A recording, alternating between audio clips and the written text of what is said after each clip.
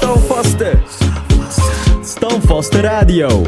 Voor u, voor jou, voor ons allemaal. 2020, Isabel. Een hele mooie dag in Rotterdam. Misabi Froos Dombakatapeng Istura Dorosere. Gewoon midden op die trottoir. Maar ja, hoe heet het? Laat er maar genieten, Isabel. Wij zullen hier in het studio zitten en hoe heet het, genieten van onze programma's die wij voor u gaan verzorgen. Mensen, soms ik doet idee, jongen. Wat moeten we gaan doen? Wat moeten we gaan bespreken vandaag? Wat is zo'n beetje, hoe heet het? Even kijken hoor mensen, want ja, ik heb mijn spulletjes klaargezet, maar mijn even niet terug. Dat is niet de bedoeling. Maar we gaan van slag mensen. Ja, even kijken. Ik kwam binnen en ja, ik zie al een hele aantal apps in dat ding. Hoe heet het? Die op de WhatsApp. Goedemiddag, meester, goedemiddag. De case van Madini. En Waldering wordt een spannende case. Ja, spannend. Ik weet niet. Even kijken hoor mensen. Weet u. Dan moet dit even goed zetten. Oh ja.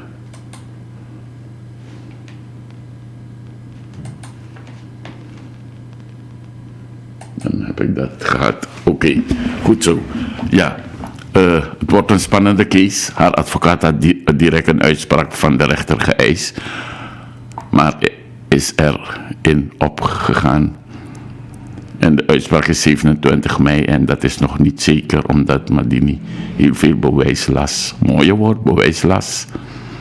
Heeft in deze zaak. En de kans is groot dat de rechter getuigen wil verhoren. Zie ik het goed? Waldering is niet slim geweest om deze case aan een rechter voor te leggen, omdat zij in een benauwde positie kan komen. En kunt u mij uitleggen waarom zij een uitspraak wilde voor 25 mei? Welke persoonlijk belang speelt hier een rol? Dank u wel voor uw verdere uiteenzetting van deze case. Ja mensen, ik moet u eerlijk zeggen, inderdaad, afgelopen donderdag, ja, was ik ook in Amsterdam. Maar er was een horde van Surinamers daar zo.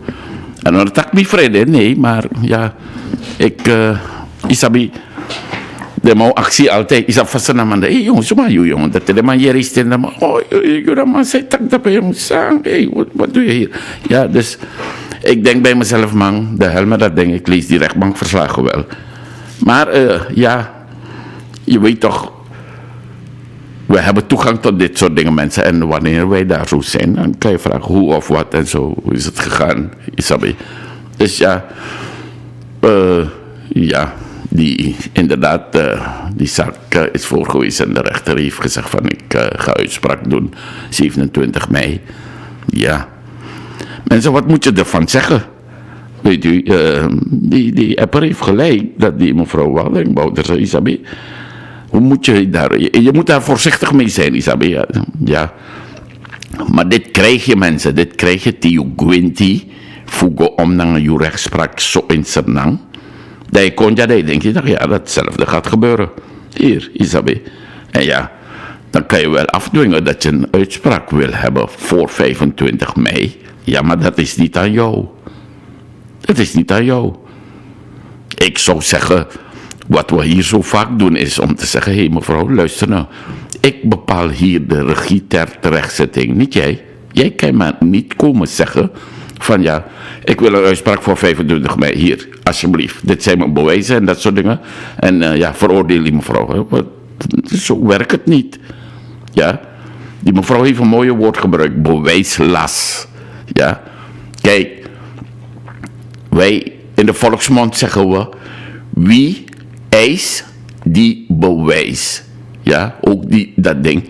Wie eist die reis. Dat wil straks hier, mevrouw Waldering-Bouterse, eist dat de rechtbank een veroordeling uitspreekt wegens onrechtmatige daadsmaten en laster dus aan dat hij, weet je, dus de eis, ja, dat want dan ga je moeten reizen hoor, dame, want ja, je moet komen naar de woonplaats van de persoon die we als gedaagde, want ja, gedaagde toch, dagvaarding. Je moet komen naar de rechtbank, want iemand heeft iets gezegd tegen jou. Dus jij bent gedaagde, je moet komen, je bent gedagvaard. Weet je, dus dan moet je naar de woonplaats van de gedaagde komen. Om jouw zaak kenbaar te maken bij de rechtbank van de woonplaats van de gedaagde. Dat Nederlandse wet, mensen, Isabi. Oké. En dan kom je nu, en dan wie is dat ding, wie eist die bewijs, ja? Eigenlijk in de juridische taal zeggen we dat niet, hè. Want ja, de gedaagde moet ook stellen en bewijzen, Isabi. Maar wij zeggen dan juridisch, wie stelt, die zal moeten bewijzen. Dus als die mevrouw Waldering zegt van, moet je luisteren, kijk, ik stel deze dingen, ja, dat, hoe heet het, die mevrouw mijn goede naam en eer heeft geschaad, weet je, dan moet ze komen bewijzen van, ja, maar wat is die grondslag dan van jouw eis? Vertel me, wat heeft ze gedaan, wat heeft ze niet gedaan? En dan kan mevrouw Blokland achterover zitten en zegt, kom maar met die bewijzen, kom op. Jij stelt toch dat ik dat gedaan heb. En dan, ja, dan gaan ze haar zeggen, ja, maar wat heb u daarop te zeggen? Dan moet mevrouw Blokland verweer voeren. Ja, dan moet mevrouw Blokland ook gaan stellen van, ja, moet je luisteren, meneer de rechter, dat ding wat ze zegt is benevens de waarheid, weet u. En dan moet ik go bien lopen, want meneer Wankong tak Nederlands. Ik sabi toch in mijn programma, efficiëntie schreef ik kon tak wat man ook collega uit van Sani in mooi Nederlands. Oh ja, die man is geschoten hoor, staan. Dan ben je bij het verkeerde arrest. Maar Sanamang, met Tanja bijna een half eeuw. En met Tantak Misanantongo. Adam met Ching zijn geboren, jij tank gewoon Sanantongo mensen. Dus ja, leren. En dan krijg je dat ding van, Lukuno, je kan niet komen eisen voor een bepaalde dag. Je kan hij begonnen aan dat toch. Volgens die bouwt bij Wangwa China.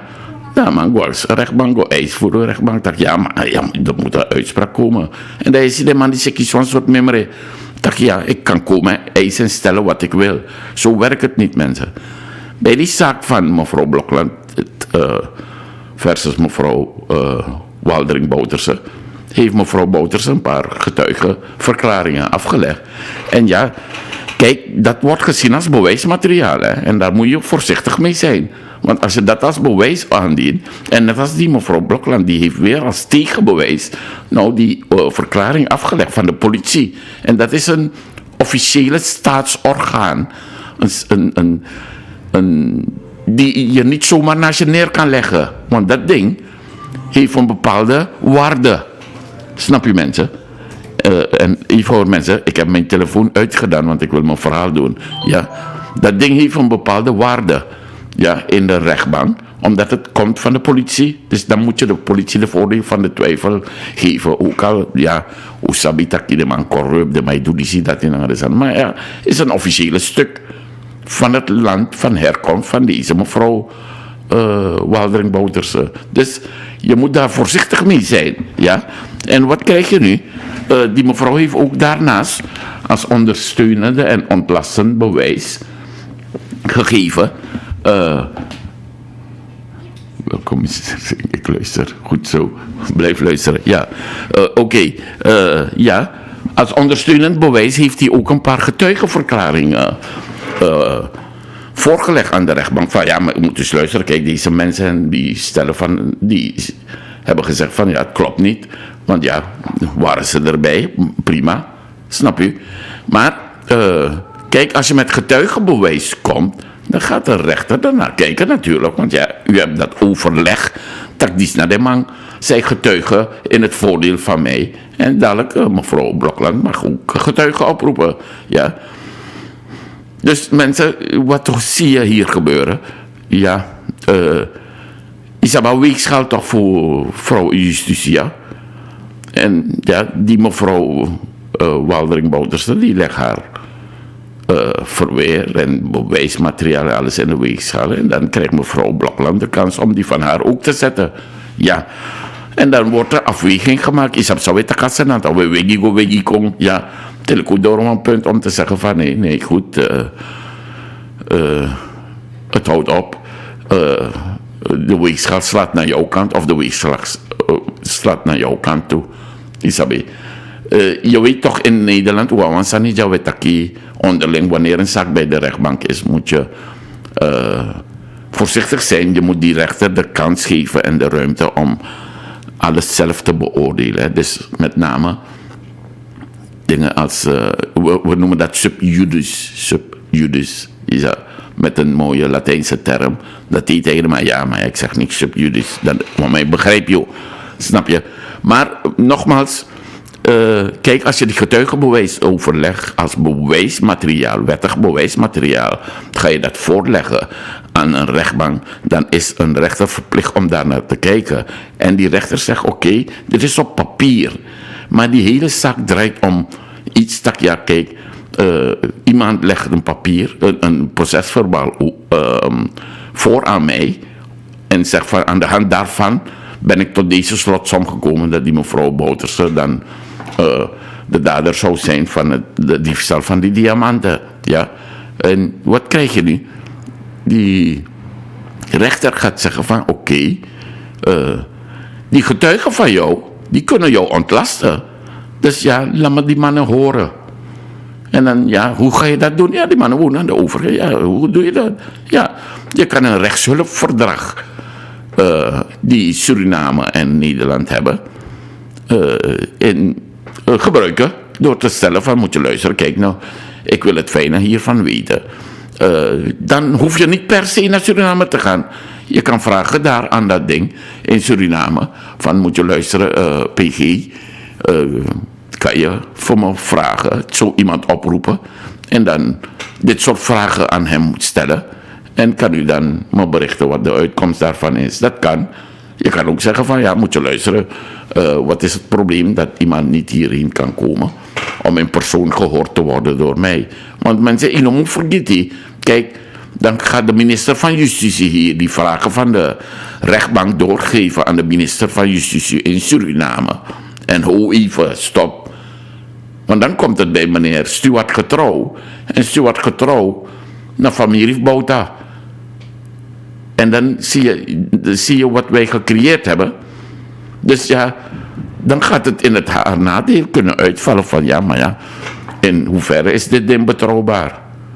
Want ja, ik blijf zeggen, mevrouw Blokland vindt van boom afkati, je kan al deze dingen onderuit halen, noemen we dat, hè. Weet je, om door te stellen van, ja, moet je luisteren. Een voormalige minister van Justitie heeft precies uitgelegd, in het openbaar, in het publiek, ja, hoe zo'n dingen, een rechtshulpverzoek wordt behandeld in Suriname. Daar heb ik het over, meneer Belfort. Begrijp je? Ik had destijds ook gezegd van, ja, maar die is niet begrijp zij doe. Dat ja, if ik kon informeren dat wil zeggen, je hebt meegewerkt aan strafbare feiten ten tijde van je ministerschap. Maar dat zijn dingen die mensen in een ongedwongen sfeer, zonder een pistool op hun hoofd, hebben verklaard. Snap je? Dus im lubung na sanye taki. Want alles wat je zegt kan tegen jou gebruikt worden.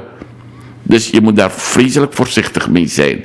Dus mensen, ja, als je naar de getuigen kijkt, ja, meneer Nede heeft een brief gestuurd als getuige naar de one dat hij, ja, dan tegen die familiebanden met Nede, dan zeg je van, ja, jongens, ik zei ja. Dus ja, je moet er naar kijken. En je moet op den duur een uitspraak over doen. Maar ik blijf zeggen, mensen, dat je hier, kijk, dit ding. Ik vind het gewoon maar rotzooi hoor en rommel hoor. Isabi, if u ben man, jagje de man is gue, ala toe zowel Blokland naar Walden, dat ik donder op wassen dan go vette uit dat. Maar nu komen er gemeenschapgelden van Nederland hier zo worden besteed in Paiwan rechter, in Paiwan officier van justitie, in Joerwan rechtbank, in Gopai parketpolitie. Ja, je moet een griffier hebben, je moet een hele hoop paparazzen gaan doen. Een hele papierwinkel gaat eraan. Voor wat? Omdat twee dames zich gekrenkt voelen. Ja, en dan zeg ik van, jongen, in spen uno monija. Het zijn onze belastinggelden. Is wel leuk, maar ja, doe als aan zijn naam. Isabi, want ja, dit is lasting. Om mijn money, mevrouw Waldering-Bouterse, dragen bij aan een, hoe heet het, aan inkomstenbelasting hier. Niet zo. Maar ze gaat wel gebruik maken van de rechterlijke faciliteit. En mensen, noem ik grap, een Nederlandse rechter, heb ik jou gezegd, is een Europese rechter. Want de man is nog de eens. Gaan ze een hoger beroep, het gerechtshof. Ja, teden nog de eens naar een gerechtshof, de kan gaan hoger raad. Maar kan hoger raad, gaat men naar de Europese rechter. Europese hof voor de rechten van de mens. Ja, moet je nagaan. Dus ze gaat gebruik maken van alle faciliteiten die wij Surinamers hier hebben helpen opbouwen om onze leven richting te geven en gebruik te maken van het fruit van onze arbeid. Maar ja, dan, wat zie je gebeuren? Ja, moet je luisteren. Ik heb daar moeite mee hoor. Ik weet niet van anderen. Ik zeg, ik heb daar moeite mee. Isabi, ga je rommel in Suriname oplossen? Want voor mij, ja, deze zaak gaat gewoon om iets. Een stupiditeit, zeg ik je eerlijk. Ja, iedereen, je weet toch, vrijheid van meningsuiting. Ik weet, het is niet absoluut, maar je taxa niet. En zodra, ja mevrouw Kangawang, procesverbaal van jouw land waar jij dan first lady in bent. Snap je? Dus ja, mensen, ik wens je dus veel succes. Maar laten we wachten en kijken wat de rechtbank gaat beslissen. Uiteindelijk is het aan de rechtbank om te beslissen van hoe wij dit ding gaan aanpakken.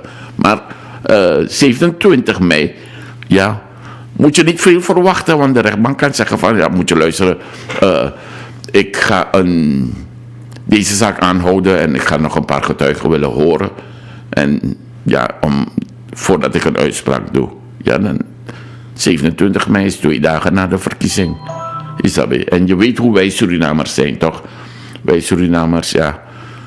Nou, een soort Jorka Soepo, if meka vrouw Winnie, want losse na maar wrak. En if meka vrouw Lassie, want losse na maar wrak ook toe. Isabi. Dus bij ons is het nooit goed. Ja? Dat is wat ik zo'n beetje daarover wilde zeggen. En even kijken hoor.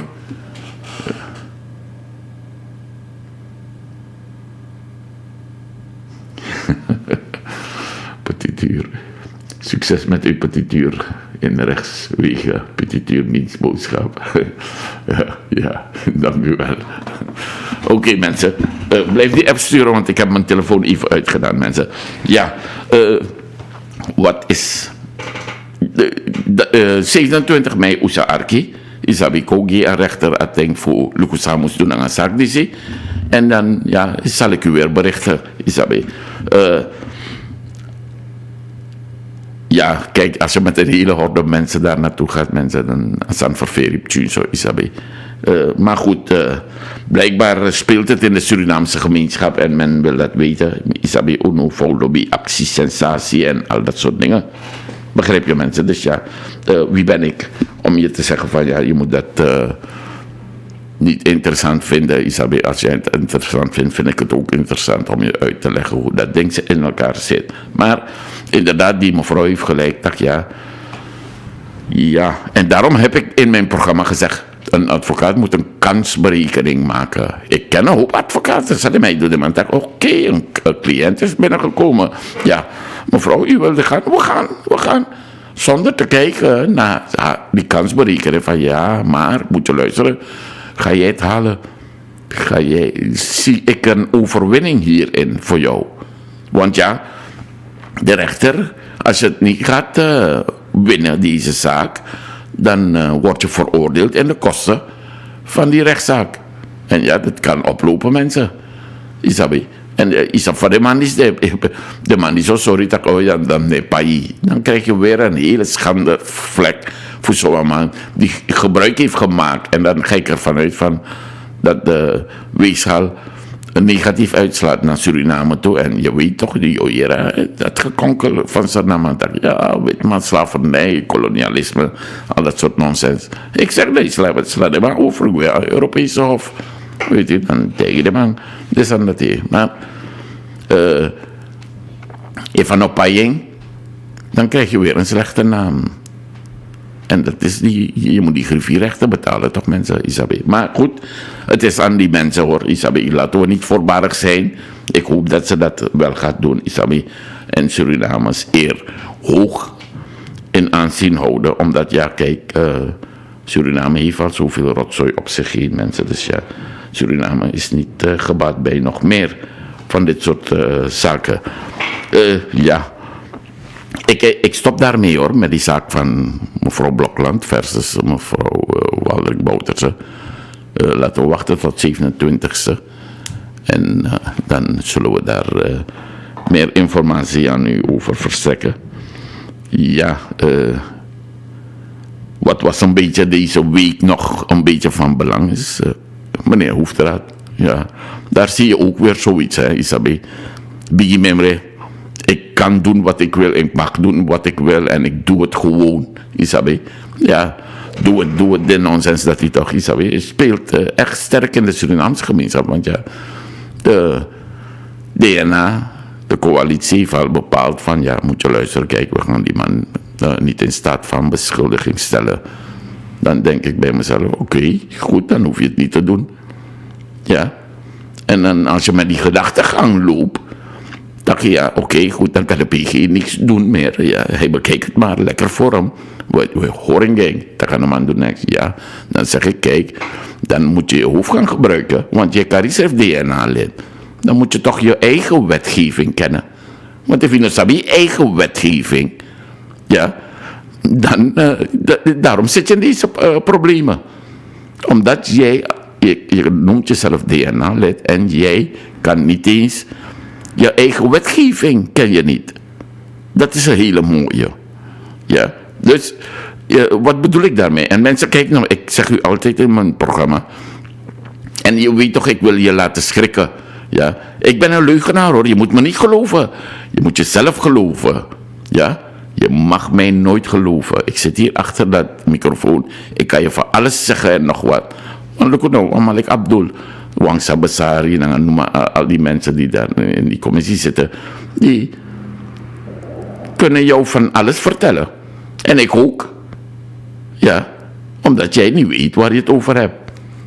Ja, daarom, ik vind het goed dat een mevrouw me altijd, ja, je moet die link zetten.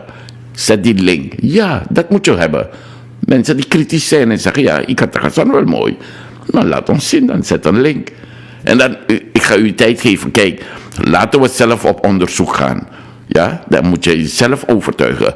Ga toetsen mensen, ga toetsen grondwet van Suriname. Dan ga ik u iets laten zien.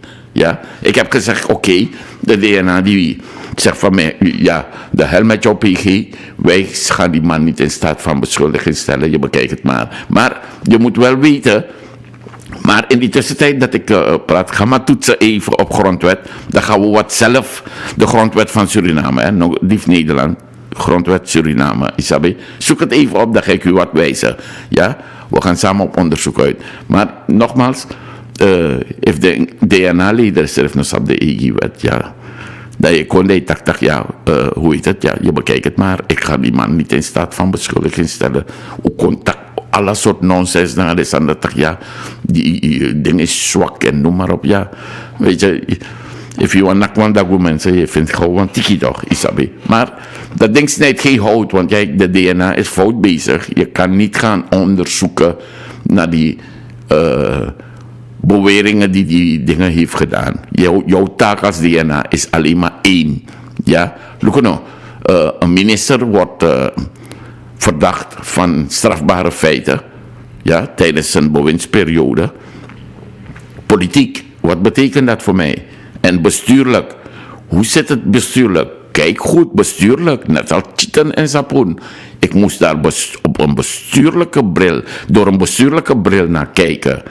Ja, wat zijn de gevolgen? Ja, nu heb je misselijke mensen zoals ik, die zeggen, ja, maar dan twijfel ik aan al die wetgeving die deze mensen hebben genomen. Want als jij niet rechtmatig daar zat, en je hebt wel meegedaan aan debatten, alles is opgenomen in die handelingen, ja, ja, dan hoe dan? Dan klopt er iets toch niet? Bestuurlijk, bestuurlijk niveau. Kijk, als je nu meneer Hoefdraad door laat gaan, alles wat hij doet is bestuurlijk betwijfelbaar. Dat moet de DNA beoordelen. Politiek, ja, wat voor schade heeft die man gericht in het buitenland? Want ja, die man is naar Oppenheimer geweest. Hoe dan? Hoe gaan we daarmee om, mensen? Ja, en dat zijn die dingen waarbij je moet stellen van ja, dat is mijn taak. Je moet niet gaan zeggen van ja, laat me kijken naar dat ding wat de procureur-generaal op papier heeft gesteld. En dan ga je daar gaten in boren. Je bent niet geschoold daarvoor. Je bent niet geschoold. Heb jij wetskennis? Je weet niet eens je eigen grondwet. Ja? Mensen, ik heb gesteld van moet je luisteren, kijk. Men gaat ervan uit dat ja, er moet ook nog, luister nou, kijk, dit is een commissie. Ja, die is ingesteld en die commissie praat voor zijn beurt. Er moet nog een openbare debat plaatsvinden, een plenaire, dus we plan one day. Isabi, daar staat dat woord plenair voor. We plan one day, we gaan het agenderen. We schrijven het op een agenda, op zo'n one day. En dan roepen we iedereen. En ja, iedereen komt hier zo een debat voeren met elkaar. Om te zeggen van, kijk, dit zijn de bevindingen van die commissie. Die we hebben ingesteld. En ja, laten we erover debatteren. En dan gaat er nog een debat plaatsvinden. Oké. Dus dit is geen einde van de rit. Dan ja, gaat men stemmen. Van ja, staan jullie daarachter, jongens, Isabi, dat wij meneer Hoefdraad niet in staat van beschuldiging gaan stellen. Dan wordt er gestemd en ja, de meerderheid bepaalt, Isabi. We twijfelen nu of ik dan althans, de coalitie een meerderheid heeft, omdat er vele ontevreden personen zijn binnen de coalitie. Maar het zij zo, Isabi toch mensen. Dus dat is die procedure die gevolgd moet worden. Maar je weet toch, je hebt te maken met een hoop verwerpelijke personen in Suriname. Simons, dus je moet daar niet veel van verwachten. Isabi. Dus we zien wel waar het schip strandt. Maar kijk, dit is geen einde van de rit van, hoe heet het? Wanneer deze mensen van de NDP dan hun hand boven het hoofd van minister Hoefdraad willen houden. Tako bescherming. Ja, we hebben zoveel macht, we hebben de meerderheid. Isabi. Ik heb u gevraagd om mee te kijken met me naar de grondwet. Hè. Dan weet u wat u moet doen. U moet gaan naar je weet toch, die dingen zijn genummerd. We noemen dat artikel 1, artikel 2, 3, 4. En die artikelen zijn nog ontleed in leden, lid 1, lid 2 en dingen. En dan zie je soms die lid 1 is weer onderverdeeld in, we noemen dan sub A, sub B, sub C, Isabi. Maar u moet gaan naar artikel 54 van die grondwet, mensen. 54. En dan die eerste lid, lid 1, ja, sub A. Sub A. Ja. Dus kijk nou, de dingen, hoe heet het? De Nationale Assemblée gaat een besluit nemen met betrekking tot de in staat van beschuldigingsstelling van meneer Hoefdraad op basis van de wet in staat van beschuldigingsstelling politieke ambtsdragers. Ja. En kijk, de Nationale Assemblée in artikel 54 lid 2 sub A staat geschreven: beslissingen van hogere staatsorganen zijn bindend voor de lagere organen. Dus alle beslissingen van een staatsorgaan, een hogere staatsorgaan, ja, zijn bindend voor lagere organen. Dat want taki, de Nationale Assemblée tikt zo'n besluit. Moet iedereen het uitvoeren. Iedereen, mensen. Ja, want beslissingen van een hogere staatsorgaan. Want als je kijkt even naar beneden, naar artikel 55 lid 2. Lid 2, ja, staat geschreven: de Nationale Assemblée is het hoogste orgaan van de staat. Dat staat er. Snap je, mensen? Dus een beslissing van de hoogste orgaan van staat, de Nationale Assemblée, is bindend voor lagere organen. Ja? Zo zou je het kunnen interpreteren. Maar dan maak je een fout. Je maakt een fout. Want waarom maak je een fout? Je moet verder lezen. Dit is de eerste volzin, noemen we. Dus dit is de normale regel. Ja, beslissing van een hogere staatsorgaan zijn bindend voor lagere organen. Maar dan komt die tweede zin nu. In diezelfde wetsartikel, artikel 54 lid 2 sub a. Ja. Deze bepaling geldt niet ten aanzien van rechtsprekende organen. Dat is een mensen. Dus if jullie assemblelid, je dacht, ja, maar ik ga die man niet in dingen zeggen. Dan gaat de PG tegen je zeggen, moet je luisteren. Oké, bedankt voor je beslissing. Maar ja, ik leg het naast meneer. Want ja, ik hoef niet naar jou te luisteren. Ik ben geen lagere orgaan. Ik ben dat niet. Snap je, mensen? Dus, ja, naar poerbroeko weer broeko. Kijk, daarom heb ik uitgelegd in mijn vorige programma's, van moet je luisteren, de PG heeft de Nationale Assemblée ageen agrani tak creëren. Nou kijk, ibe sribi, uno tak takibi broeko mee, we gaan je nog niet beschuldigen. Want er was een meneer uit Amsterdam, ja, die had me gevraagd, ja, maar kan je die mensen ook individueel aansprakelijk stellen? Natuurlijk kan je dat, ja. Maar de PG heeft kijk nou, Wigia Grani, je bent de wetgevende macht, ik ben de rechtsprekende macht. Je krijgt de voordeel van de twijfel. Je bent Sribi, een man doet zo mensen niet, jij had die man moeten controleren. Maar ik geef je de kans nog. Kijk hier, dit zijn mijn bevindingen. En ga maar kijken wat je hiermee doet. Op 2 gronden, mensen. Politiek en bestuurlijk. Niet strafrechtelijk. Niet, want wat je ziet nu gebeuren met de commissie, men is strafrechtelijk onderzoek aan het plegen. Dat is niet aan jou besteed. Dus ja, je moet je luisteren.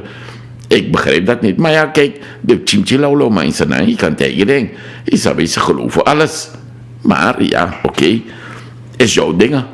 Je moet mij niet geloven. Je moet de grondwet van Suriname geloven. Want daar staat het letterlijk en figuurlijk, Isabi. Dus als de dingen een besluit heeft genomen, hoef jij daar.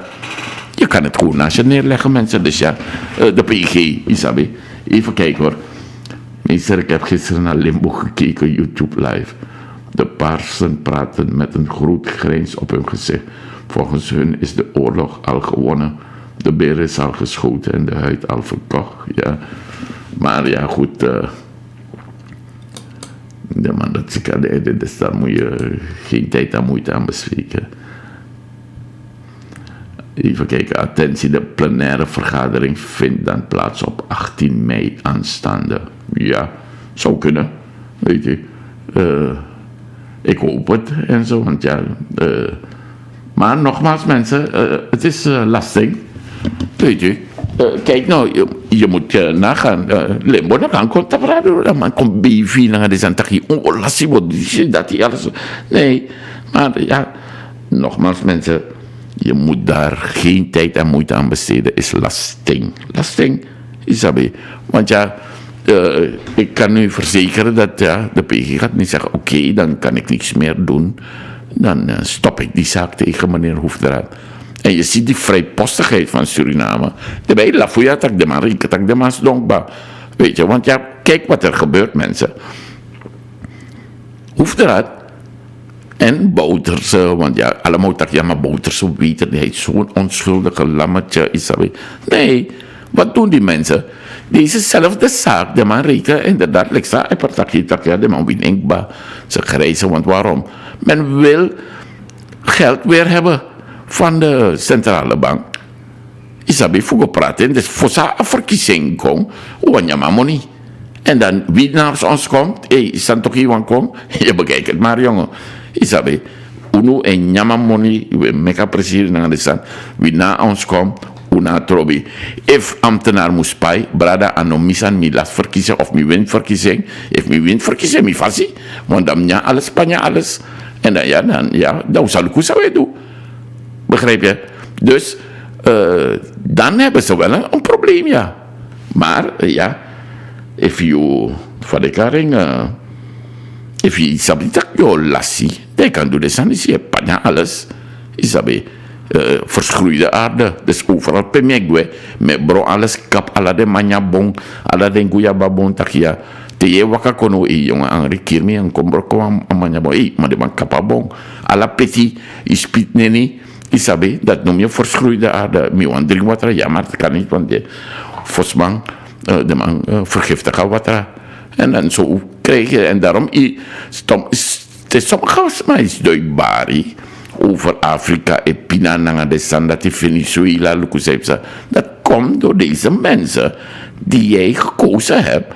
En per de man is negwe moro. Dus je noemt klagen. Dit is Suriname, mensen. Isabe.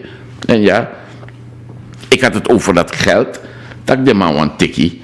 Er is een hele rechtsstrijd nu in Suriname aan de gang. Want ja, me betekent toch mensen. Ik had maar 1 woord gezegd over meneer Roemer. Maar dat geld ligt bij de centrale bank. En meneer Roemer moet daarvoor tekenen. En als meneer Roemer daarvoor tekent, dan heb je een grote kans dat je meneer Van Trek ook kieswang. Tsani, een celgenoot. Want je mag dat niet doen. En je ziet toch, Bouta, Hoefdraad, Simons, allemaal, de mij Berengie Van Trek. En nou tegen Roemer poteng handtekening. Toen dacht ja, oké, hier krijg je 1,5 miljard van mij, van de centrale bank, wat hij niet mag doen. De man die zo altijd door allerlei regels. Ja, maar het mag wel, die is dat.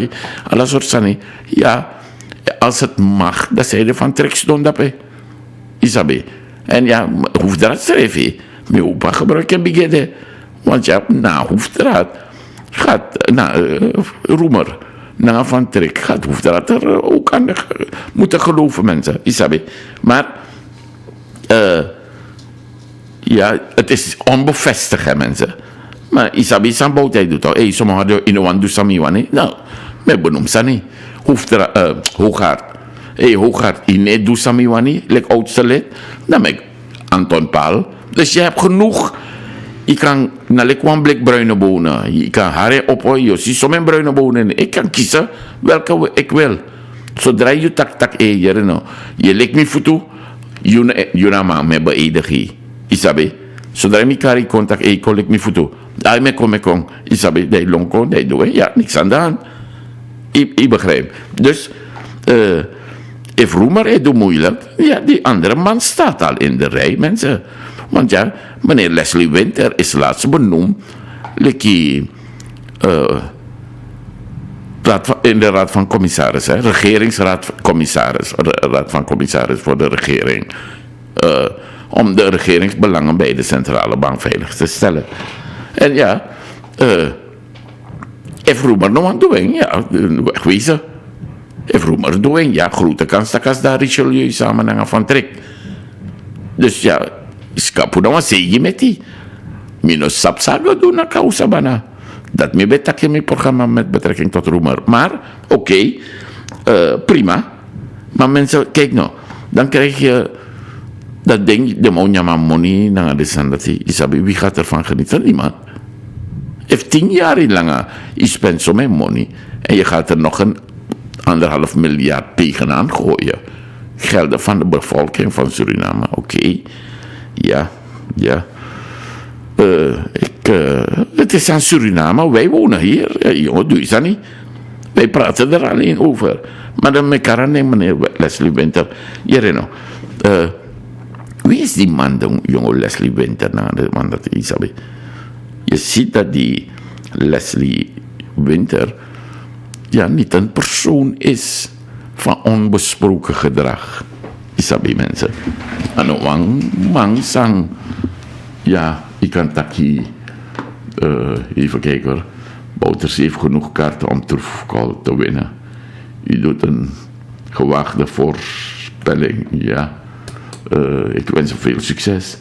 Attentie, meester Singh. Stel dat de DNA de invordering van minister van Financiën afwezen, dan denk ik dat de president van Suriname dan de hoofdverantwoordelijk gesteld kan worden. Ja, maar je kan ook die dingen, weet je, kijk, als de DNA willens en wetens, weet je, wetten overtreedt, ja, dan kan je ze ook op aanspreken natuurlijk. Ja, inclusief de hele president natuurlijk, Isabel. Maar Surinamers geloven dat niet. Bouters heeft ook nooit geloofd dat ik een rechter bevoordeelde in 20 jaar. Nee, doe dit en dat past. Dat is een knap nemen voor door. Dan past ze naar mijn long. Isawe. En ja, die andere rapper. Ik doe een gewaagde voorstelling. Ja, ik hou van gewaagde voorstellingen doen, Isabe. Laten we hopen dat mijn dingen niet uitkomen. Met Suriname rommel maar aan. Nou, dat is dat niet. Isabe, mensen. Meneer Leslie Winter, ja. Kijk nou, in 1992 kwam die man, zijn naam, in de publiciteit, meneer Leslie Winter. En ja, dan krijg je dat ding dat je weet toch, voor het eerst, Isabi, we hadden de regering Shankar, graanoogstpleeg gewoon koep, ja, en meneer Shankar moest het ongelden, maar moest ik weer, dus daar een militair bego regeerbaka, 89 weet ik, ja. Ze hebben een aantal jaren geregeerd, maar dan krijg je dat ding nu, dat ja. Niemand bemoeit zich met deze mensen, want ja, je niet hegemonie gaan dan investeren. Dus wanneer je weet dat er militairen aan de macht zijn, meestal zijn militairen gewoon qua politiek zijn ze vreselijk dom. Je ziet wat er in Suriname gebeurd is, toch? Politiek wijs, de man is donkgevaarlijk. Als je al 50 jaar kijkt naar de ontwikkeling van Suriname en je ziet dat je aan het einde van de rit, ja, moeten Surinamers na 10 jaar bestuur nog een pakket krijgen om in leven te blijven. Ja, dan zeg ik oké, als dat die norm is van vooruitgang, ja, dan moet ik liever niet in kolonialisme hoor, Isabe, want ja, dan trek Frankrijk, Frans-Guyana, Aruba, Curaçao, nou, dat zijn de meiden kun je niet versieren, ze lachen je ronduit. Maar dat is een andere show, Isabe. In 1992, voor het eerst in de historie van Suriname, trad er hongernood op. Hongernood, mensen. Ik begin maar verteren eerlijk. Isabi nodig bij de voeren, want ik kies zo'n pakket. Dat het tijd dat natuurlijk goed. Maar in 1992, wat doet de Nederlandse regering? Die zegt tegen Suriname, moet je luisteren goed. Ik ga je helpen, je krijgt 34 miljoen van mij. Voor Suriname 80 jaar. Maar het is ons eigen geld, een sigaar uit eigen doos. Ontwikkelingshulpgelden, Isabi. Goed, noem het beetje wat je wil. In Suriname was er hongersnood. En ja, je zag die beelden hier. We waren er verschrikkelijk onthutst van. Dat je bij Sipching doen in babybedjes helemaal uitgehongerd en mager. Lik voor wc in het trapeze. En we konden het niet geloven dat Migado. Dat er speelt in het land die wij hebben achtergelaten. Vadan. Dus ja, de Nederlandse regering die zegt oké, goed, om de eerste nood te ledigen krijg je 34 miljoen voor mij voor levensmiddelen, eerste levensbehoeften om de bevolking te helpen en dingen. En wat denk jij dat er gebeurt, mensen? Ja, de man die zich aan de macht en regeert, zogenaamd. Die mensen, die drukken 7 miljoen gulden destijds achterover. Dus ja, er wordt wel spullen gekocht. Maar, even kijken hoor, ik heb het hier geschreven. 34 miljoen. 27 miljoen wordt er besteed. En 7 miljoen wordt gewoon, raakt gewoon kwijt. Niemand weet waar het is. Er komt een onderzoek. Ja, en je weet toch mensen wie ik ben. Je moet mij niet geloven. Kijk nou, Isaba heerstand op convertering van dat hele zaak met van mevrouw Blokland en mevrouw Walding Bouterse. Operatie Visus. Dan zie je duidelijk een connectie tussen Dubai en Suriname. Maar in slechte zin, financiën en de dat Isabi. Dat er wel degelijk financiële transacties lopen. Isabi. En ja, het is aan de rechter om te kijken. Als mevrouw Blokland zo pinter is om dat soort dingen naar voren te brengen. Leg het voor aan die rechter om te zeggen, ja maar kijk nou. Ik praat over Dubai, maar ja, er is wel een connectie, Isabi. Maar, oké. Dus,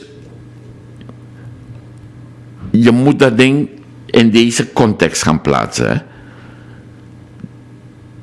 7 miljoen wordt achterover gedrukt. Dat wil zeggen, de Surinaamse bevolking ontbeert 7 miljoen.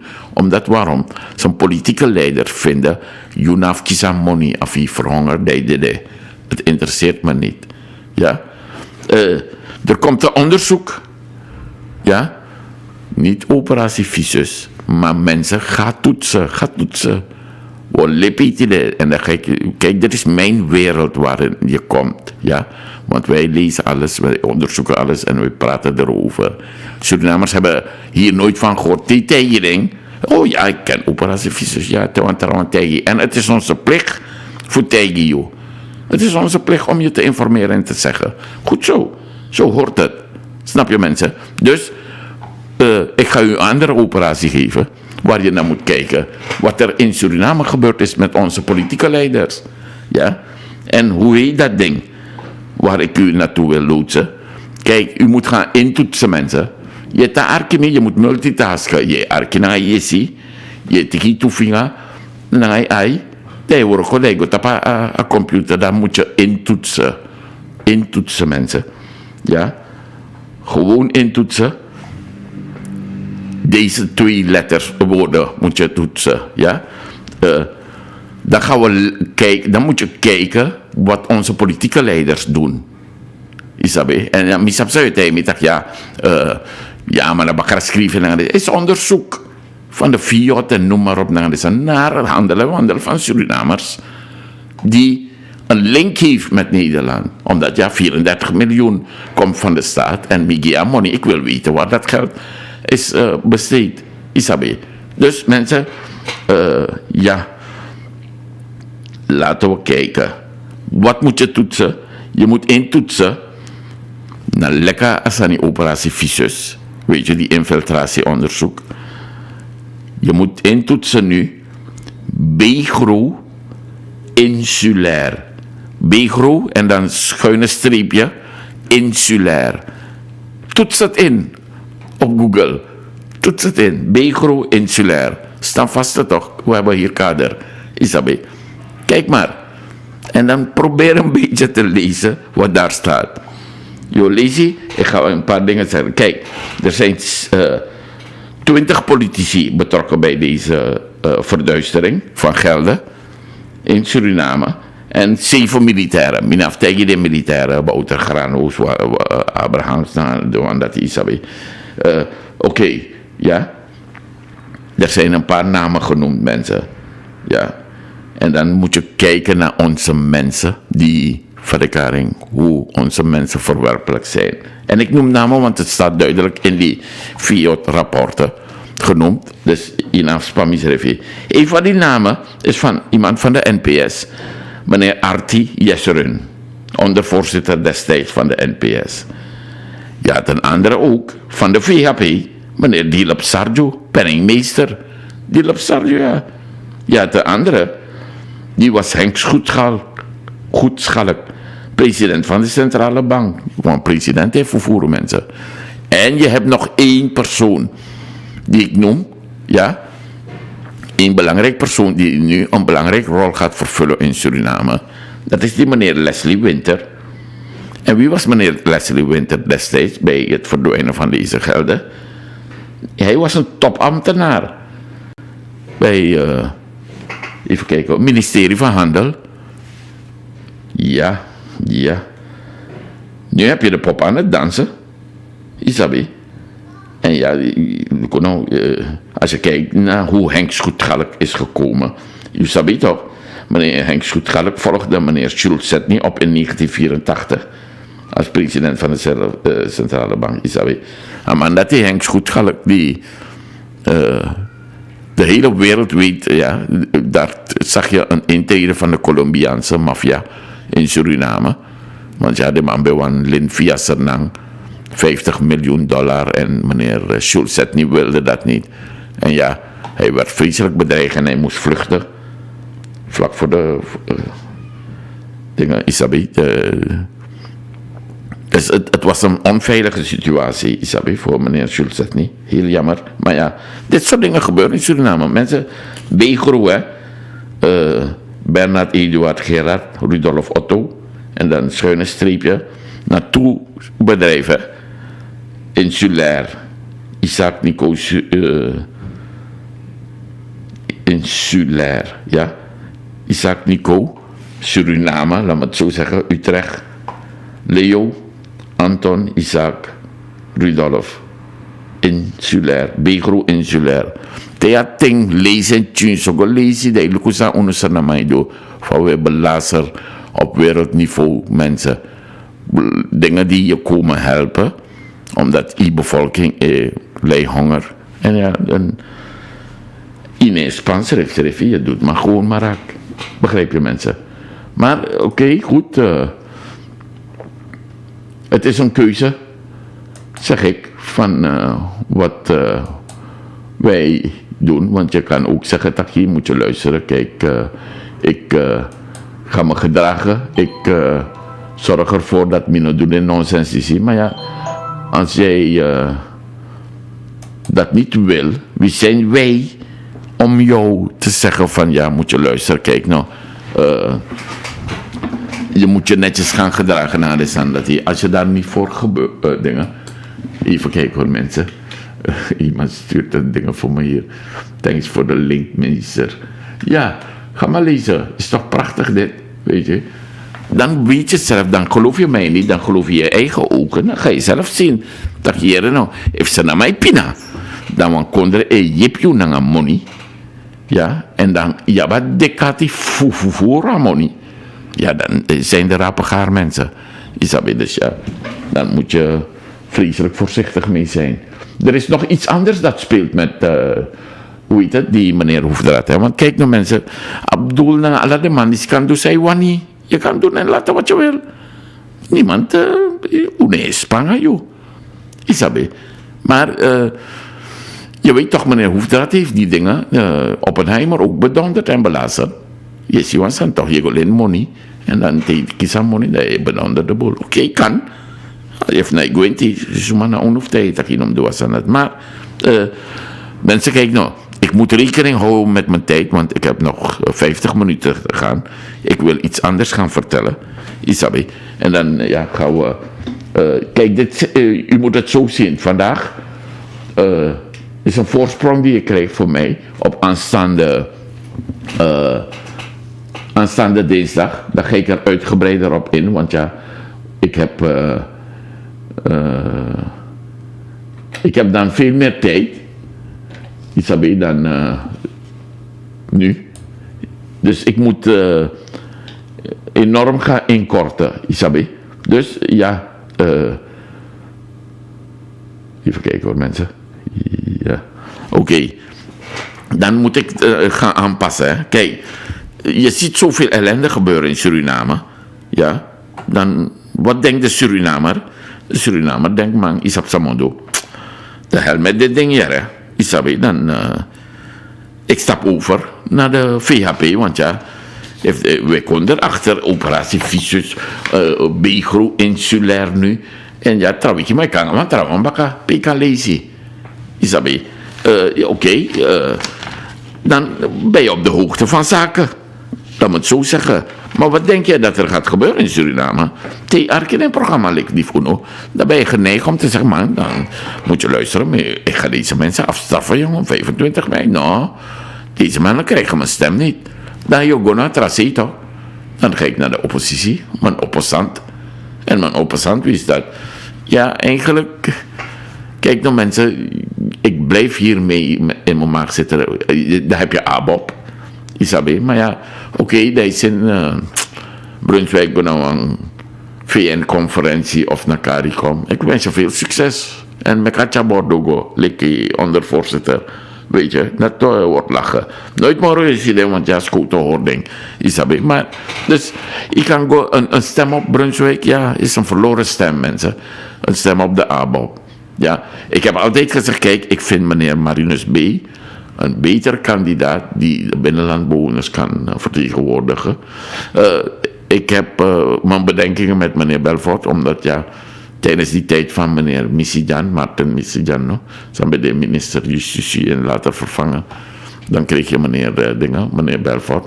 Ja, zijn er ook rare dingen gebeurd in Suriname. Dus ja, ik richt mijn pijl op Marinus B. If één boot tikt alles over, dan zou ik zeggen, laten wij Hindustanen ook en Javanen allemaal aboppers een kans geven voor een bigi partij en zodat de man chakondre komt naar visie. Isabe. Maar wat Brunswijk betreft, hoe die partijstructuren zijn, dan zeg ik van nee. Is voor mij een verloren stem. Oké, dat ben ik. Isabe. PL, ja. Javanen zijn helemaal in de war. De mannen sabi. Sanakding of naar bromfiets, bus of auto. Isabe, kijk naar mensen als Sapoen. Die zijn zo slecht. Dat de mannen Trobi dat nu in bestuurlijk opzicht een hele land als het ware vernietigd is. Want ja, alles ligt aan diggelen nu. Al die besluiten waar ze aan zijn, hebben die hier genomen, is lastig mensen. Dus wat denk je? We gaan naar de opposanten, de oppositie. En de oppositie bestaat uit 2 groepen maar. De NPS en de VHP. De NPS, de mij ding. Dat ja, moet je luisteren, kijk nou. De NPS is medeschuldig aan dit ding. Dat je onafhankelijkheid. En ja, dus dat wordt een beetje moeilijk, mensen. Dus dan blijft er maar 1 over VHP. Ja. En ja, kijk naar mensen, maar een koelie. En ja, van geboorte, mijn vader, mijn opa en ik. Dingen. Waar Hindustani, dus ja, we stemmen altijd etnisch en we stemmen dingen. VHP. Maar moet je luisteren, mensen. Ik zeg u eerlijk. Je moet goed bij je zinnen gaan praten, gaan nadenken. Van ja, moet je luisteren. Kijk, de VHP die ik ken, was de VHP van Latschman. Niet de VHP van Santokhi. Santokhi is aanpassen aan het roer. Isabi Echara Boto. Alararu voor de Hindustani. Maar ja, ik heb ook mijn bedenkingen. Dan, ik weet, ik breng je de war, maar Migado, aan mij tak over NDP.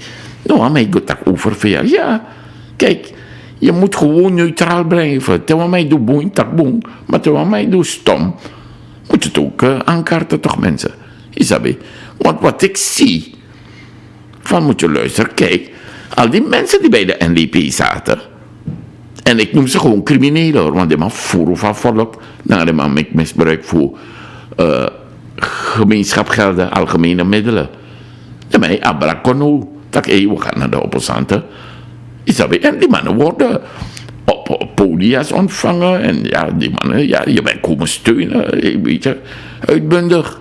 Oké. Moet je luisteren, ik woon hier, ik zit hier, ik kijk ernaar en ik zeg, ja, ik heb toch een bepaalde, ja, ik heb er een hard hoofd in. Ik zeg je eerlijk, want ja, moet je luisteren, laat me jou meenemen naar een paar mensen, dan ga ik een paar dingen uitleggen aan jou, van waarom ik er een hard hoofd in heb. We gaan luisteren naar, een van die laatste mensen was Mangli. Mangli, wie is die man? Een reishandelaar. Maar een bedrijf met hem. Je moet gaan vragen en kijken. Oké, meneer Mangli, je kon een bedrijf. Leg ons uit. Koos Sabi, leer Uno hoe jij zo groot bent geworden. Want ik wil het ook worden. Ja toch? Goed voorbeeld mensen. Doe het goed volgen. Meneer Mangli gaat je dat nooit kunnen zeggen. Omdat ja, hij heeft zijn bedrijf zo groot kunnen krijgen. Op een oneigenlijke manier. En dan zeg ik, kijk, voor mij dan ben je een crimineel. En als criminelen naar de VHP overstappen. En je wordt zo groot onthaald. Dan zeg ik, dat is niet dat beeld die wij Hindustanen die hier wonen hebben voor de VHP. Wij kennen de VHP van Latschman. En de man bevoert weer, hè. Maar niet op zo'n manier. Isabi. Dus ik breng u mee naar meneer Mangli. Luister wat hij te zeggen had, mensen. We gaan luisteren, ja. Ik denk dat het belangrijk is. Nee, ik ben per ongeluk. Even kijken hoor. Deze moet ik hebben, mensen. Zo, ja. We gaan luisteren naar meneer Mangli wat hij te zeggen heeft. En dan, hoe heet het? Even kijken.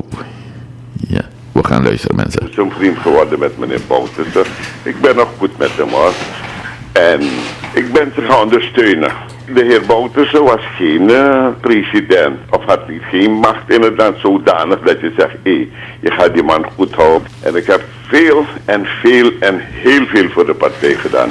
En wat hier ook pijnlijk is, dat in de tijd dat je dus dat voor de partij deed en voor de heer Bouters ook van al die mensen, dat je dus hebt ontdekt dat de mensen, nadat ze naar de macht gingen grijpen, bepaalde vrienden van hem, die groep naast hem, die mensen hebben dus geprobeerd. Ik was dicht bij het vuur, ik wist wat er gebeurde. Ik zag die dingen ook. Dat die mensen die hem wilden laten opsluiten en die hem wilden laten uitleveren. Die mensen hebben partij opgericht, de DNP, om de NDP kapot te maken.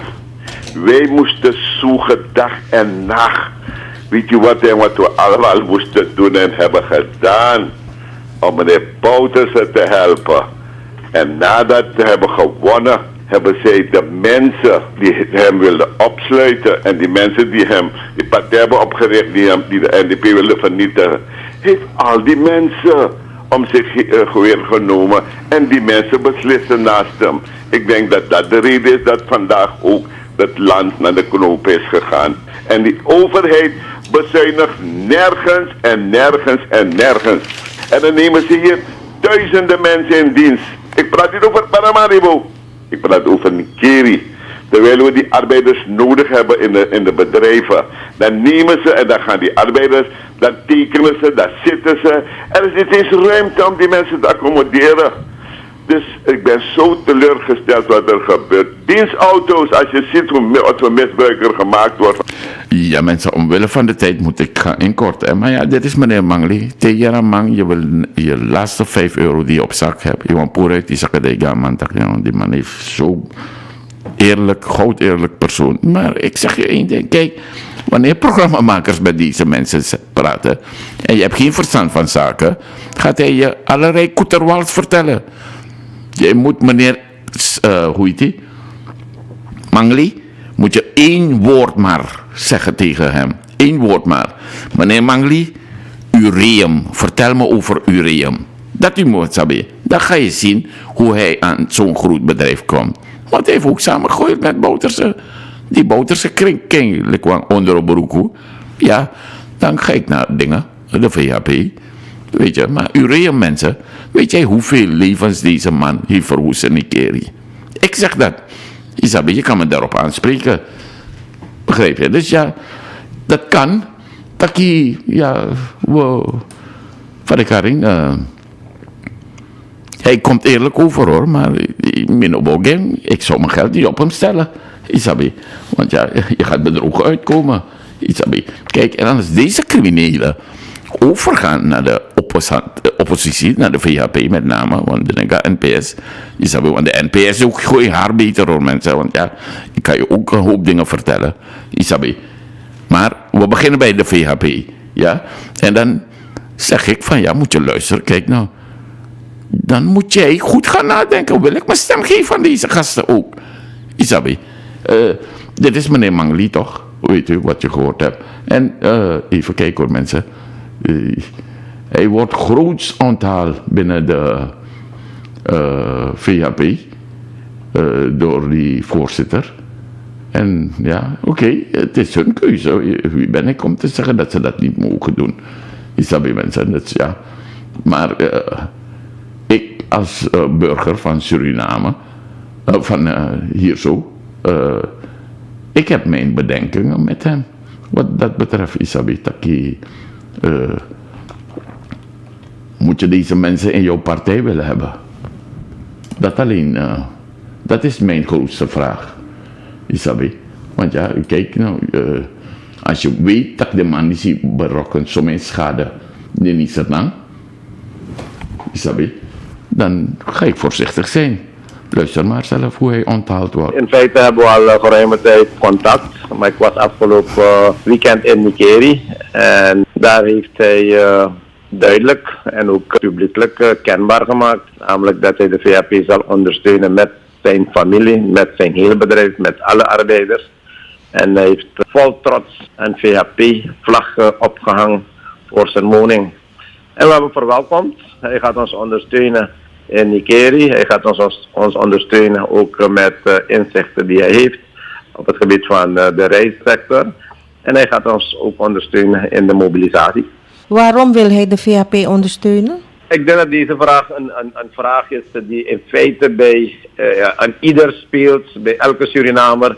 Als wij in onze campagne een slogan zeggen, red Suriname, dan is het niet een algemene slogan, dan is het echt, red ons ondernemerschap, red onze reissector, red ons district, red onze landbouwsector, red ons gezin, red onze familie, red onze samenleving, red die onderwijzers, red die scholieren, red de werklozen die geen werk hebben. Ik zou mezelf goed gaan redden, ja, van dit soort figuren, want ja, is leuk hoor, maar en ik denk blijf dat luisteren mensen. daar in feite om gaat dat meneer Mangli afgelopen jaren gewoon gezien heeft hoe die sector daar in Nikeri kapot gemaakt wordt. Ik heb naar zijn interview geluisterd, zowel op lokale media, maar ook op internationale media. En wat er daar gebeurt is inderdaad heel triest. Hoe die sector systematisch is kapot gemaakt. Hoe bepaalde reisexporteurs in feite... Ja mensen, ik word er kotsmisselijk van hem om dat aan te horen. Maar goed, ik zeg van moet je luisteren, het kan hoor, weet u. We hebben het niet vaak mis, maar ja, kijk, zo'n figuur weer hè, ook, deze. Ga maar luisteren. Palat gaat de NDP nooit de rug keren. Palat was gisterenmiddag hier. Ja, Palat, als u een uurtje eerder hier was, had u met meneer Palat gesproken. Hij heeft bij mij hier geslapen. Ja, hij was voor wat familiezaken hier. Amankong, Palat is en blijft. Want je moet weten dat Palat enkele maanden terug, zo niet 1,5 uur terug, ook uit zichzelf had bedankt toen Permisser daar ging. Toen hebben we hem gevraagd om terug te komen, omdat wij, zoals je nu weet, andere bedoelingen hebben gehad met Rabin. Ja? Dus hij is gekomen. U weet dat die man in het ziekenhuis heeft gelegen, meneer Palat. Pas nog vorige week donderdag ontslagen. En Amana boven 70 Eigwe. En hij wil nu rusten en zijn andere dingen doen. Maar wanneer men denkt, ja, Palat is uit de NDP. Maar in ieder geval, hij is niet aan de VHP, toch? Hij is toch niet naar een andere partij? Hij is thuis gebleven en dat heeft hij ook duidelijk gezegd. En is meneer Palat niet naar de VHP dan, mensen? Ja, hij gaat het ook zeggen, weet u. We gaan kijken hoor. Ook niet mals. Ik ben een vrije burger. Ik ben wel parlementariër. Nogmaals, tot 2015. Voor mijn partij. Ik ben een NDP'er. Nogmaals. Ik ben een NDP'er. Ik blijf een NDP'er. Maar... U gaat niet verder in de politiek? Nee. Ja, dit is de stem van meneer Palat, Charles Palat. Hij is een van de grootste en rijkste industriëlen geweest. Dus ja, hij was een welkome verrassing voor Bouterse. Maar ja, mensen, kijk nou. Iedereen aan de man is Bouterse heeft goed gebruik van hun gelden gemaakt. En zij ook, want ze zijn vreselijk rijk geworden. Kijk, meneer Charles Palat, wat hij zei over VHP destijds, ja. En de vraag, onthoud het hè, het gaat erom, hij gaat nooit naar hij is de NDP, hij gaat nooit naar de VHP gaan. En VHP mochten volgens hem gewoon over Bossenbrug springen. Isabi, luister maar zelf. Mi Charles Palat, met hij meneer Bouterse, voorzitter Bouterse, na de voorzitter combinaties Donja. Atoso Okong.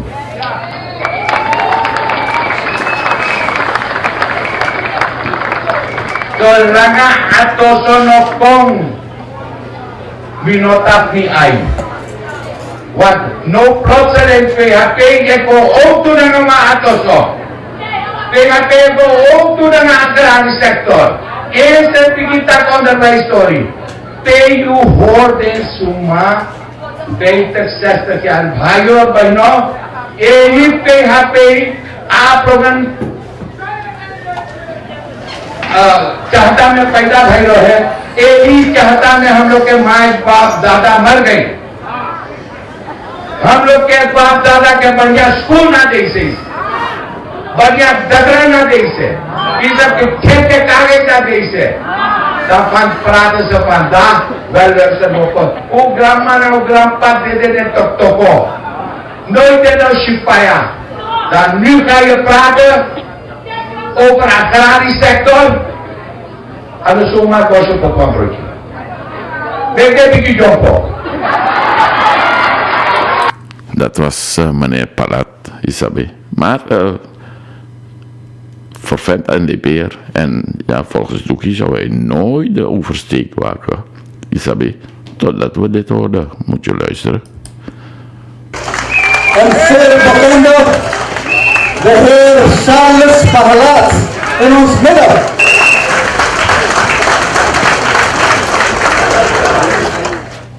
En ik ken hem nog. Toen ik nog minister was.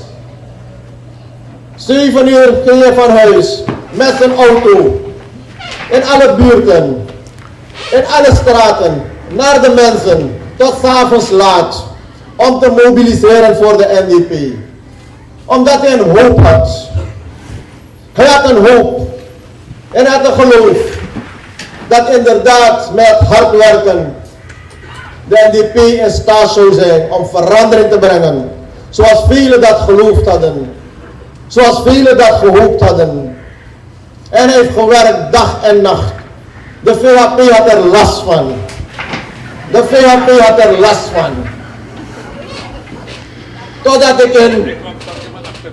ik in 2005 kwam en toen zei Charlie tegen me gezegd, Charlie, ik kom oras aan je nou jaza. Ik kom oras je nou. Maar daar gaat het niet om. Charlie, meneer Charles Palat. Ik ben met mijn paas begonnen en nu sta ik midden Oranje. Het is niet slecht bedoeld. U moet niet denken dat Palat hier staat vanavond, dat ik iets ben komen zoeken. En ik heb de voorzitter uitgelegd, voorzitter, u gaat nooit mij zien bij u komen en zeggen, voorzitter, nee, I want this bron van auto. Voorzitter, reken maar waarop ik die niet zien. Ja, ik wens je veel geluk. Maar mensen, begrijp je waar ik naartoe wil? Kijk nou, al deze criminelen die daar zaten, die mij gaan oversteken op VHP nu. En wat denk je dat ze daar gaan doen? Ze zijn ineens vrome kerkgangers geworden, misdienaren, Isabella. En ze nee, hetzelfde rotzooi die ze daar hebben gedaan, komen ze, gaan ze ook hier zo voortzetten. Meneer Mangli, meneer Sarspalet en meneer Rachid Doekie, nog met Kakisi. Doekie maakt grote stappen al naar de VHP. Doekie heb je ondersteun ook toe. Isabella mensen. Dus je moet daar enorm voorzichtig mee zijn. Snap je? En dan, kijk, laat me je iets moois wijzen. Van Libis Madea. Luister naar dit ding. Mevrouw Sharmila Mansaram Kaladin, hè? Isabel. En ik heb u gezegd, mensen, take Sharmila Mansaram Kaladin, dan moet je praten. Chotelal, mensen. Daar moet je het over hebben, oké? Luister maar. Sharmila Mansaram Kaladin, ja?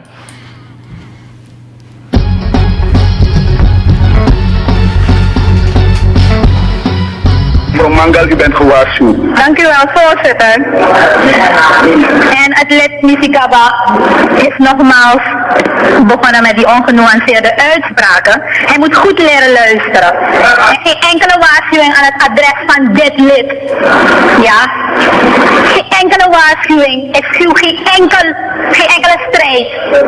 Via de voorzitter aan het lid Misikaba. Geen enkele strijd, niet in de politiek en ook niet daarbuiten. Dus doet u die ongenuanceerde uitspraken niet. Voorzitter, ik heb gezegd, het lid Misikaba moet in zijn heel nabije omgeving kijken waar de verdachten gehuisvest worden. En dan moet meneer Moene mij geen woorden in de mond leggen en zeggen dat ik heb gesproken over misdadigers. En misdaad, verdachten gehuisvest worden. En laat mij dat mijn naam noemen, voorzitter. Het lid Daisy Bouterse, die niet verschijnt in het parlement, toch, al zoveel jaren, verdachte van moord, 25 jaar lang hebben nabestaanden gezocht naar gerechtigheid. Het lid Daisy Bouterse, verdachte, uw leider Misikaba, daarover moet u het hebben. Dat is uw directe omgeving. We zitten aan de politieke tafel. Ik zit niet aan de etnische tafel. Echt niet. Als er een partij is die zich bedient van etnische politiek, dan is het de NDP wel. Continu stoken. En zeggen dat de Marons staan tegenover de Hindoestanen. Ja, wat wilt u van de Hindustanen? We kunnen ook op die etnische tour gaan hoor. Laat het duidelijk gezegd zijn. Ja mensen, dat is onze felle tante Sharmila Mansaram, weet u, die bij de VHP zat. Weet u, ja, Bouterse was moordenaar, al dat soort dingen. En ja, leuk toch, Isabi? En ja, moet je Surinamers vertrouwen mensen, Isabi. Weet u, je moet toch weten wie jouw dingen zijn. Hoe heet het, jouw, hoe heet dat ding? Je moet toch weten wie jouw mensen zijn waarop je gaat stemmen. Ja. Even kijken hoor mensen. Ik moet... Mensen, blijf die app sturen hoor. Ik ga het zo doen, maar even nog... even hier luisteren, ja. Mevrouw Mansaram, toch? Weet u, ze zat bij de VHP. Leuk, prachtig. Kossie Bouterse, moordenaar, alles aan dat zie. Nou, luister naar een stukje hier zo. Van mevrouw Mansaram. Van de VHP naar de NDP. Mooi toch? Zij SBO! Kreeg je dat kwam prominente VHP-vrouw. Kom geen kraktie. En kom moxie naar de NDP. Voor wat is scoren ook te onder rokken. Direct wees mijn schriftartikel. Wel de tegen you. Dit is de eerste van velen die nog zullen komen. Tussen die N2020. Schrijf op wat ik zeg. De tegen partijvoorzitter Luku Desmafi Boyere. Nou een beetje grani voor vooraf de juweel zijn ondersteun aan partijbaga. Mopuren uit Akasi. We gaan er uit de kast.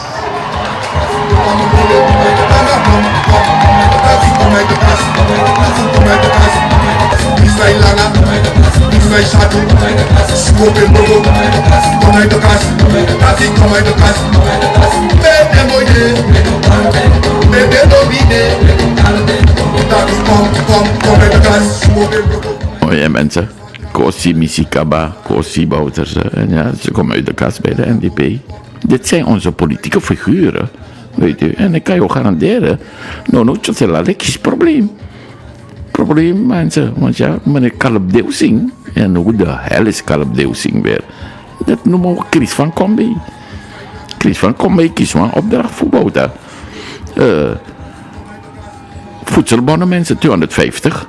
SRD wordt verdeeld door mevrouw Coutinho. Archieminister heb Chinsamoro, want hij gaat het hebben over zijn winst van 34 zetels. Ik garandeer je dat if u bewaren eenheid, wij winnen verkiezing. If u een loopboom naar 34 zetels in 2020. Ja mensen, oké, dus zet je schrap, begrijp u. Even een paar apps, ja mensen, want kijk nou, ik moet mijn appers ook bedienen, ja. Er is een meneer die zegt tegen me, meester Singh, over 10 jaar is de NDP van de Hindustanen. Read my lips. Meneer, ik heb slecht nieuws voor u. Ik heb helemaal slecht nieuws voor u. Kijk nou, wij in Suriname, en ook hier, maken een grote fout. We maken een hele grote fout. Kijk, wat heb je aan iemand als Abdul? Iemand zit in het parlement en doet dit aan dat. Ik heb iemand nodig als meneer Dilap Sarjo, die mij financiert. Ja? Ik heb iemand nodig als meneer Kirpalani, die een lening van Oppenheimer... Kijk nou, je takkie van de karing, minister Hoefdraad, doe, ik wil alleen money maar de persoon die voor die leningen bemiddelt en praat, ja, is meneer Kirpalani. Als je mijn programma's gevolgd hebt, weet je mensen, dan ga je dat weten. Meneer Maheshpal Singh, ja, zit bij de NDP. Kiesie, SML, Stichting Machinale Landbouw, al die dingen. Meneer Doekie, oké. Maar Doekie, je moet schrikken, meneer. Isabi evitei met dat je, meester Singh, over 10 jaar is de NDP van de Hindustanen. Nee, 10 jaar? Ja, jongen. Nu al is de NDP van de Hindustanen. Kijk wat er in die keer gebeurt. Doekie wordt vooruit voor nieuw bloed. Welk nieuw bloed? Jere no manga ya senamang. Uno mu kosmakan drafusan une discrimineer. Maar no pot man blakamang. Pot janisa hairam. Jairam. Janissa Jairam. Ja. Hoe ga je doen dan? Nieuw Hindoestaans bloed. Dus ik zeg jou niet.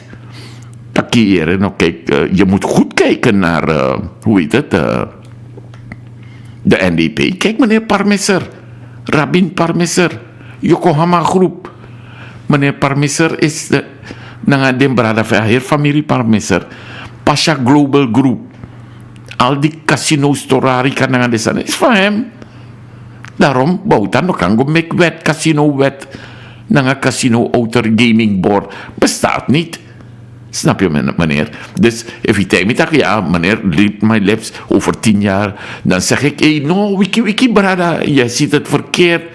De ding wat je ziet, de top van de NDP is Hindoestaans. Die hebben de economische macht. Die bepalen het. Ik heb net gezegd over Chris van Combe. Ja, en ja. Kijk maar, vraag aan mevrouw Coutinho. Mekategi. Mevrouw Coutinho loopt in wijken en ze verdeelt voedselbonnen, hè?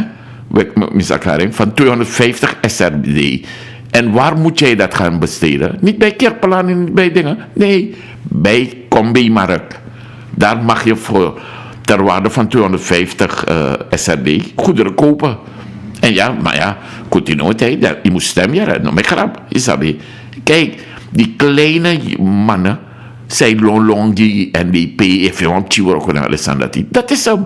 Maar deze grote jongens, die zitten in de Hindoestaanse macht, Isabi. Dus wees voorzichtig, Isabi. Meestal deze oude bonden komen maar één ding halen bij de VHP, bescherming. Want de massale corruptievervolging gaat starten na 26 mei. Patricia, ja, Patricia, je hebt gelijk. Maar naast die bescherming gaan zij diezelfde snode daden, ja, hoe heet het, die verklaring, gaan ze gewoon doorvoeren. In Amerika dacht, ja, ik kom voor bescherming. Ja, bescherming kost geld.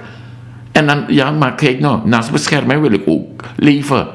Ja, dat geeft me een paar percelen, geeft me een paar vergunningen, geeft me een paar karweitjes toch, weet je, om, hoe heet het, goed over de brug te komen. Even kijken, ik krijg een fotootje hier, inderdaad, die vergadering van de assemblee is uitgeschreven voor 18 mei, om, hoe heet het, 15 uur. Mensen, ik heb u al gezegd, ja, DNAV play pokoe. Want ja, kijk, is lasting. De PG kan dat ding. Gewoon zeggen mensen, je moet mij niet geloven, je moet naar de Surinaamse grondwet gaan. Weet je wat ik u gezegd heb? Artikel 54 in de grondwet staat duidelijk geschreven, lid 2 sub A. Beslissingen van hogere staatsorganen zijn bindend voor de lagere organen. Ja? Maar die tweede zin, daar staat duidelijk geschreven, deze bepaling geldt niet ten aanzien van rechtsprekende organen. Is er niet? Dus als rechter zijnde, en je ziet wat de PG doet, toch? De PG schuift over, ik wil een gerechtelijk vooronderzoek. Rechter, dan komt de rechtercommissaris, met de nadruk op rechtercommissaris. Rechtercommissaris, dus wat hoor je? Rechtsprekende organen. Ja, dus luister, deze mannen zijn vreselijk pinter. Die meneer Beinhard Pandey. Hij is vreselijk slim. En dat, zo hoort het ook. Terwijl poti, terwijl pressie, moet je het recht dienen. En of het nou Bouterse is of Santoki, je moet ze allebei aanpakken. Je moet geen onderscheid maken. En omdat hij neemt Pandey en omdat men neemt zien, dan neemt Koluku de Hindustani dan tak ja, nee, maar ja, nou een Kulibrada. Dus ja, ik ga niet zeggen. Nee, ik ga het wel zeggen. Weet je, want het hoort niet. Begrijp je mensen? Dus dat van die vergadering, ja goed, doei Tori, Isabe, maar het gaat, even kijken hoor, het gaat je ook geen wind en zo, want PG kan het ding gewoon naast zich neerleggen, mensen. Even kijken hoor, er is een mevrouw die zegt, maar meneer Singh, waarom kijken we niet vooruit? De mensen gaan dus moeten kiezen tussen twee kwaden. De hamvraag is, hoe stem je de NDP weg? Want zo kunnen we niet verder gaan met de regering die het recht niet respecteert. Ik ben het volledig met u eens, mevrouw. Volledig. Maar we moeten kijken. Kijk, waarom kijken we niet vooruit? Dat kan niet. Ume kunu. If we no draaibakka, go krima kunu funu. Gaan we nooit vooruit kunnen komen. Als we dat niet begrijpen. Het is onze geschiedenis. We kunnen onze geschiedenis niet herschrijven. Maar we kunnen onze geschiedenis wel accepteren. Leren van het verleden. En zeggen, kijk, ja, moet je luisteren. We doen het niet meer. Kijk wat ik vandaag probeer te wijzen. Vele mensen gaan boos op me zijn. Maar moet je luisteren, kijk. We hebben niets geleerd, want we willen niet kijken naar het verleden. Waarom? Al deze mensen, Charles Palat, Mangli, hoe heet hij, Duki, ja, Sharmila, Chotelal, Kombi, Mark, al deze mensen. Tif Bouterse laatstverkiezing. Komen ze bij de VHP en wat doen ze daar? Ze gaan niet rentenieren hoor, nee. Zij gaan gewoon door met hun praktijken. En als je dat niet op een podium duidelijk gaat stellen, moet je luisteren, je kon ja, maar je sluit aan onderaan aan de rij. Want ja, kijk, die mensen die helemaal onderaan onze ledenlijst staan, die komen ook niet op dit podium. Dus ik trek één lijn, de hel met jou. Wie is jouw money naar de stand dat weet je, het interesseert me niet. Snap je mensen? Dus daarom zeg ik van, kijk, ik vind het niet eerlijk, Isabe. En ja, je moet dat normale beeld voorgeven aan mensen, Isabe. Even nog herhalen wat deze mevrouw gezegd heeft. De mensen gaan dus moeten kiezen tussen twee kwaden. Ik ben het daar ook niet mee eens, mevrouw. Kijk, als je weet dat je alleen keuze hebt tussen twee kwaden, daarom heb ik gezegd van moet je luisteren. Ik heb een stembiljet, ik heb stemrecht. Ik stem niet, tenzij deze twee kwaden inbinden. Luister, ik ga me niet laten vertegenwoordigen op basis omdat ik een keuze heb tussen twee kwaden. Nee, dan zeg ik nee. Het Surinaamse volk heeft de macht in handen en het Surinaamse volk moet bepalen. Dan nego stem. Ik geef ja een stemadvies. Ga niet stemmen. Kijk wat er gebeurt. Kijk naar wat meneer Noor Salim doet. Die man vervalst alles. Ja, vervalst alles. Ik ga dinsdag er uitgebreider op in, mensen, want ik heb nog maar een kwartier. Dan moet ik gaan overdragen. Maar oké, de hamvraag is, hoe stem je de NDP weg? Waarom moet je de NDP wegstemmen? De NDP heeft zijn plannetje al voorbereid. Kijk, wie kan mij zeggen of het waar is of niet? Ja, de VHP gaat niet samenwerken met de NDP, toch? Vele mensen willen dat wel. Ja, de VHP zegt ja. Kijk nou, de VHP komt nooit op de podium en die zegt never, nooit, nunca nada, nooit. Doen ze niet. Ja, NDP is geen optie voor mij. Ja, maar Bouterse gaat zich terugtrekken. Bouterse is half dood. Mensen, dan gaat Simons naar voren komen. Dan gaat de VHP zeggen, ja, onder Bouterse wilden we niet. Simons geven we wel. Maar ja, kijk nou, is hetzelfde ding wat je krijgt. Charles Palat, Duki, Mangli, Chotelal, Sharmila. Die mensen gaan naar de VHP overstappen. En nu, Simons is geen haar beter. Simons is ook 10 jaar bezig geweest Suriname helemaal te vernietigen. Begrijp je? Dus ja, daar moet je vreselijk voor oppassen. Snap je, mensen? Wat Duki betreft, heeft u gelijk. Het begint. Hij begint het zinkende schip te verlaten. Laten we gewoon playbacken. Hij begint het zinkende schip te verlaten. U moet het met me eens zijn, mevrouw. Weet je, ik ga uw naam niet noemen. Weet je, maar kijk naar mevrouw. In Suriname weet ik wat trasani. Themati baarbij brom. Isabe, je begint naar die view toch? Dat doe je. Snap je, mensen? Dus heel voorzichtig wezen hiermee, Isabe. Ik hoop dat ik iedereen zijn dingen gelezen heb. Dat van die meneer dat zegt van ja, over 10 jaar is de NDP in de stand. Ja, wakker worden. Vanaf nou zijn ze, Isabe. Even kijken, goedemiddag meester Singh. Ik ga voor de kleine nieuwe partijen horen. Jonge en frisse ideeën, VHP, NPS. Allebei een soortje gemaakt van het land. Groeten, Ronnie. Nou, Ronnie. Ik zeg je eerlijk, als jij het meet met die kleine partijen, stem je niet op ze. Weet je waarom? Deze mensen met financiële invloed en die dingen, die gaan ze zo vernietigen. En ik vind dat deze mensen veel te jong zijn, dat wij... Iemand stuurt een parse bom hier hoor. Maar goed, maar die jonge partijen moeten we beschermen. We moeten ze beschermen voor over 5 jaar. Laat ze nog groeien. Ik hoor een hoop mensen ook, ik noem dat gewoon kletsen, hè. Kletsen, weet je, en ik heb daar de pest aan. Weet je waarom? Kijk, er is een mevrouw, Shanti Venetiaan, ja. En het klinkt prachtig toch, Shanti Venetiaan. Shanti Kuli Venetiaan, een NPS-president. Ik zeg, blijf met je poten van haar af. No charasma idego box. No kondu werede. Laat haar groeien. Meka grow. Weet je. Je moet haar niet gaan maken tot een tienermoeder. Laat haar groeien. Weet je. Ze is politiek bezig. Meka grow uit. Meka zie. Al deze mensen. Mevrouw Jesserun. Mevrouw, hoe heet het? Maïsa Nuis. Curtis Hofwijk. Zijn jonge mensen. Maar zijn onervaren. Ik kijk naar mezelf. Als ik moet onderhandelen met zo iemand tegenover mij. En die mannen zeggen, meneer Singh, moet je eens luisteren. Ik heb u ingehuurd. Zorg dat u het maximale voor me eruit haalt. Want als u het maximale eruit haalt, krijg je een bonus van mij. Oké, dankjewel, dat ga ik doen. Ik zeg je eerlijk, ik wurg ze uit net als limoen. Ik knijp dat laatste beetje sap erin. Zo is de mens gesteld. Zo gaan ze het ook in Suriname doen. Daarom zeg ik, als jij echt meent met deze mensen. Wat ik wil hebben van Surinaamse mensen, kijk nou. Laten wij voor het eerst in onze historie laten zien. Ik ben het niet eens met wat er gebeurt hier zo in Suriname. Ik vind het niet goed. Dus je bent mijn stem niet waardig. Ja? Je bent het niet waard om mijn stem te krijgen. En ik protesteer. Hoe? Ik blijf thuis.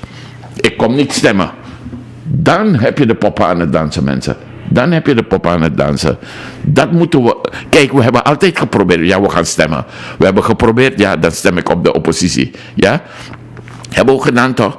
Massaal bij die dingen van bij de invoering van de grondwet. Ja, stem op de oppositie. Wanneer we komen, gaan we het veranderen. Nooit gebeurd. Ja?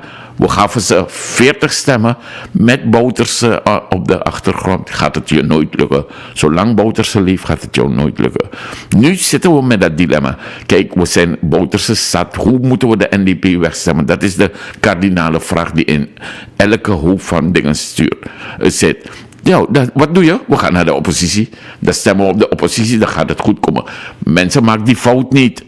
Maak die fout niet. De oppositie, als de oppositie op een podium komt en jou de eerlijke verhaal vertelt, ja, dan pas kan je dat doen. Kijk, ik ga u meenemen naar een stukje weer, hè. Van een bepaalde persoon, weet je, mevrouw Van Dijk Silos, ja.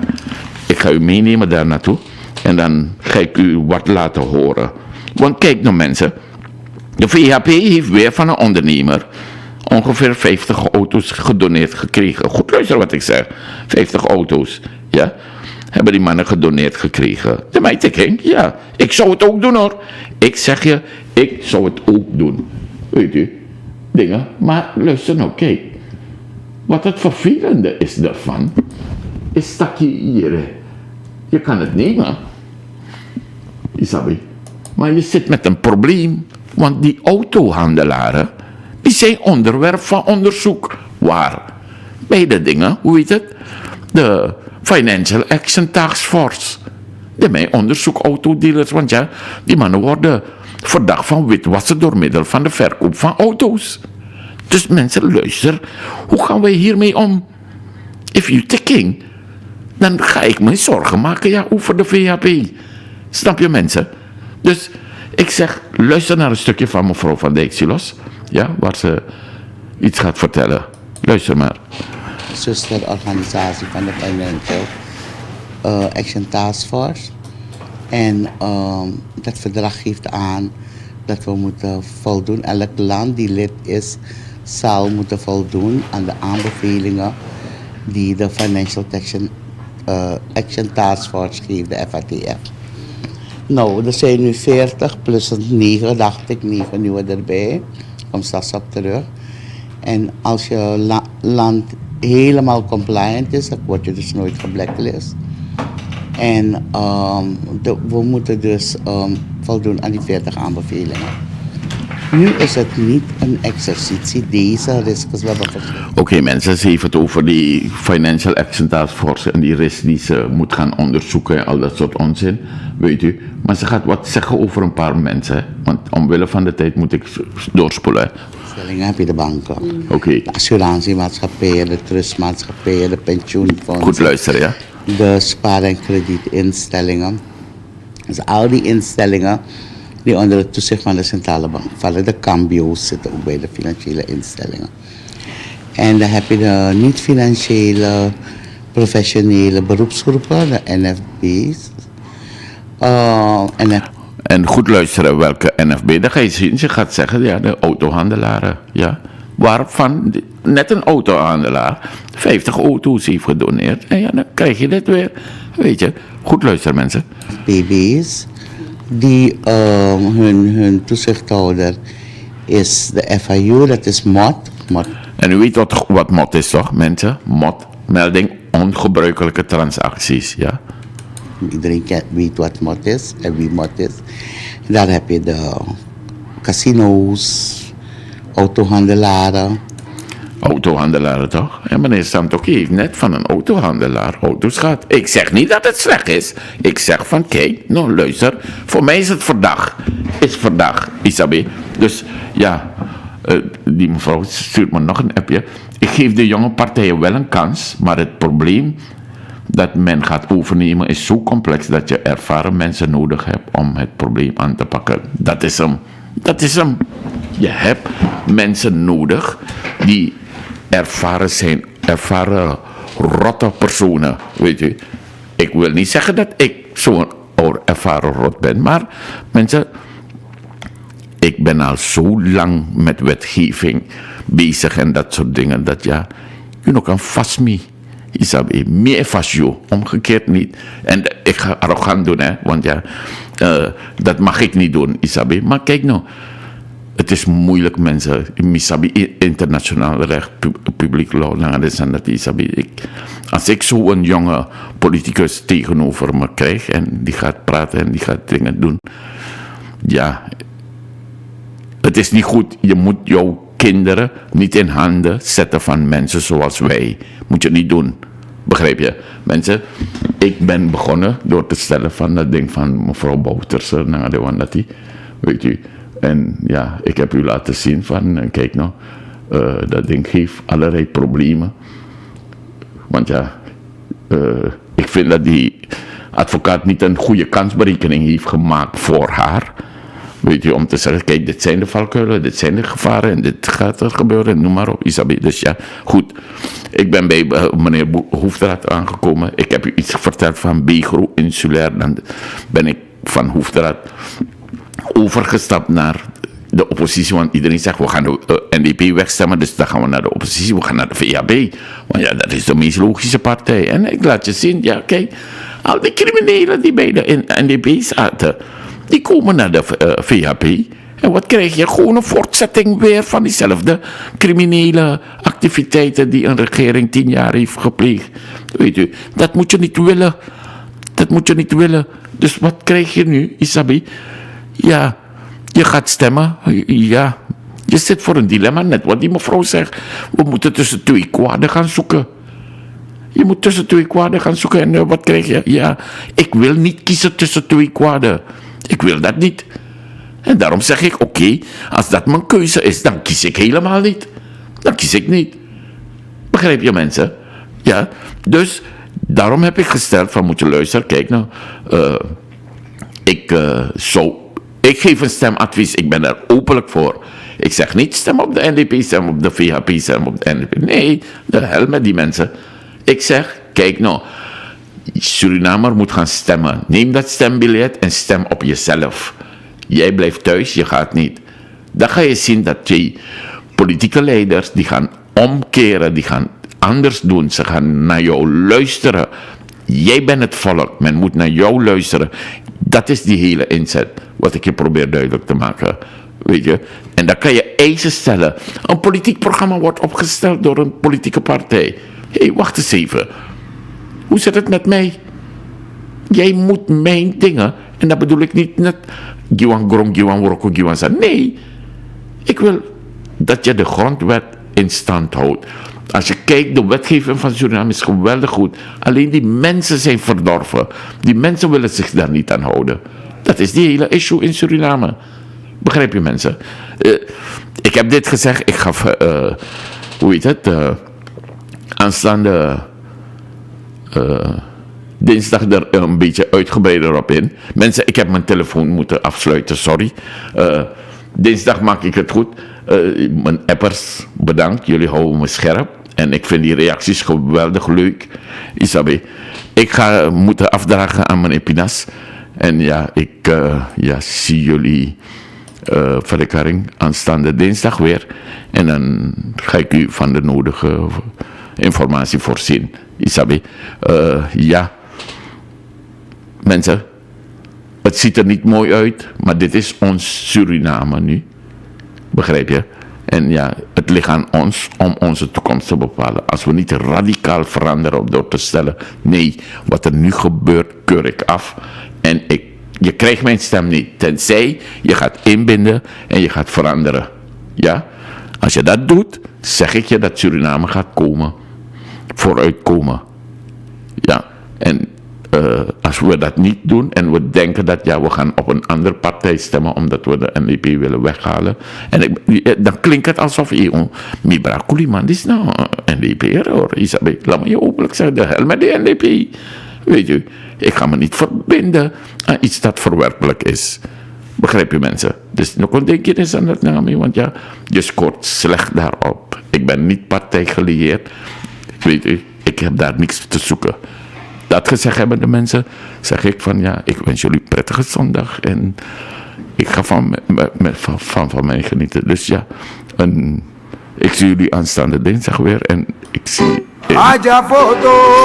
En ja, dan ga ik u van de nodige informatie voorzien. Dus ik zwaai af en ga jullie in goede handen achterlaten van meneer Pinas. Biji Famirma Usamaore Usamaorala. Je luistert naar Standvaste Radio. Heb je ons gemist? Check ons op standvasteradio.nl.